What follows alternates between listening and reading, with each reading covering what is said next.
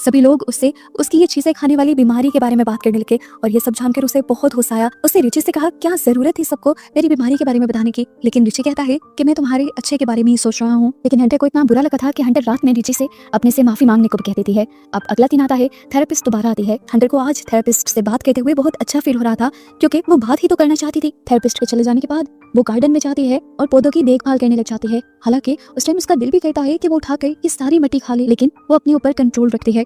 अब अपने हाथ धोने के लिए जैसे ही वो वॉशरूम में जाती है तो सुनती है कि रिची उस थेरेपिस्ट को पैसे दे रहा था ताकि वो थेरेपिस्ट हंटर की एक एक बात उसे बताए। ये सुनते हुए हंटर बहुत ज्यादा पैनिक हो गई कि पता नहीं क्या क्या बातें थेरेपिस्ट ने रिची को बताई होंगी। वो बिल्कुल टूट गई, उसे बहुत सदमा हुआ, लेकिन उसने किसी को शो नहीं किया। रो रो कर उसका बुरा हाल हो गया था। अपने आप को छुपाने के लिए वो बेड के नीचे चली गई और तभी उसका गार्ड उसे ढूंढते हुए बेड के नीचे आया। उसके गार्ड को भी आज उसकी हालत पर तरस आ गया था। वो उसके अकेलेपन को समझने लगा था।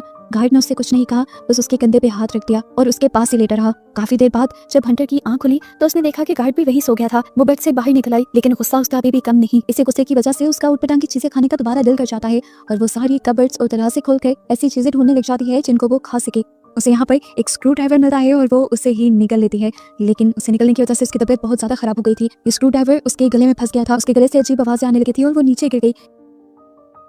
ये आवाजें सुनकर उसका गार्ड भी उठ गया और फौरन उसे देखने लगा। उसकी हालत इतनी खराब थी कि उसने एम्बुलेंस को बुला लिया। फौरन उसे हॉस्पिटल ले जाया गया जहाँ से ऑपरेशन करने के बाद उसके गले से उस स्क्रू ड्राइवर को बाहर निकाल लिया गया। शुक्र था कि उसके बेबी को नुकसान नहीं हुआ था। अब रिची और रिची की फैमिली को हंटर से ज्यादा हंटर के बेबी की टेंशन हो गई थी, इसलिए वो फैसला करते हैं कि वो हंटर को एक साइकिक हॉस्पिटल में भेज देंगे जहाँ 24 घंटे उस पर नजर रखी जाएगी और ऐसे उनका बेबी सेफ रहेगा। बेबी के पैदा होने के बाद वो आजाद हो जाएगी, यानी वो घर वापस आ जाएगी। हंटर मान तो नहीं रही थी, लेकिन रिची ने कहा कि अगर तुम इन पेपर्स पर साइन नहीं करोगी तो मैं तुम्हें डाइवोर्स दे दूंगा। इस वजह से उसे ये सब मानना पड़ा। उसका गार्ड जब उसकी फीलिंग समझने लगा था, उसे अब हंटर की हालत पर बहुत तरस आने लगा था। खैर अगले दिन दिखाया जाता है कि हंटर को छोड़ने के लिए रिची की पूरी फैमिली जा रही थी और साथ साथ उसका गार्ड भी था। तभी जाते हुए एकदम से हंटर वापस अपना चार्जर लेने के बहाने घर के अंदर चली जाती है और उसका गार्ड भी भागते हुए उसके पीछे आता है। यहाँ गार्ड दिखता है कि हंटर वहाँ से भागने की कोशिश कर रही थी। इस मर्तबा गार्ड को भी उस पर तरस आ गया और उसके बारे में किसी को बताने के बजाय उसने हंटर को यहाँ से भागने का मौका दिया। और जैसे ही बाकी सब लोग घर के अंदर आए तो उसने सबको हंटर से डिस्ट्रैक्ट करने के लिए बताया कि वो दूसरे रास्ते की तरफ भाग गई है। जबकि कुछ ही देर बाद हमें दिखाया गया कि हंटर भागते हुए जंगल के रास्ते से